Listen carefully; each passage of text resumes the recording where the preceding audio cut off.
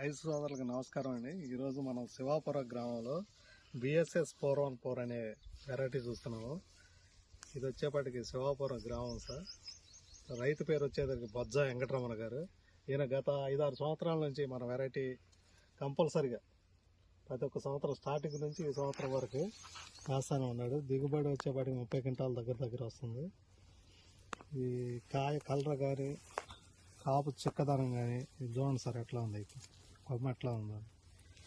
ఇది బాగా హైట్ పెరుగుతుంది అన్నమాట. హైట్ పెరగటం వల్ల ఏంటంటే తాలు శాతం బాగా తక్కువ ఉంటుంది. తాలు శాతం అనేది బాగా తక్కువ ఉంటుంది. ఇది చూడండి సార్,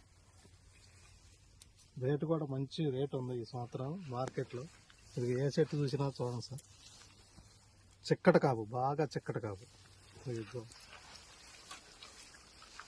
రైతు సోదరులకు నమ్మకమైన వెరైటీ బిఎస్ఎస్ 414 కళా సీడ్స్ వారి బిఎస్ఎస్ 414.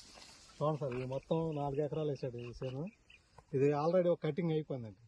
కటింగ్ అయిపోయింది. ఫస్ట్ 5-6 క్వింటాల వరకు వచ్చింది ఎకరానికి. ఇది రెండో కటింగ్ సార్.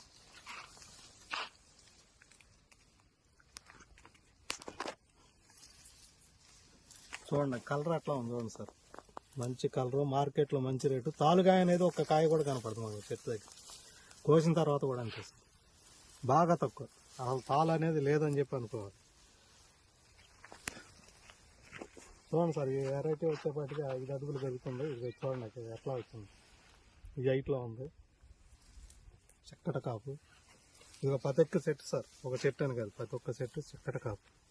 కలరు మంచి కలరు, చిక్కట కాపు. ఇది మనకి కొన్ని రకాల తెగులను కూడా, నల్లి ఎఫెక్ట్ కూడా బాగా తక్కువ ఉందండి ఈ వెరైటీ. ఈ చుట్టుపక్కల చేలు వరకు నల్లికి పోయినాయి, కానీ ఇది మనకి నల్లిని తట్టుకొని కాసే వెరైటీ 414.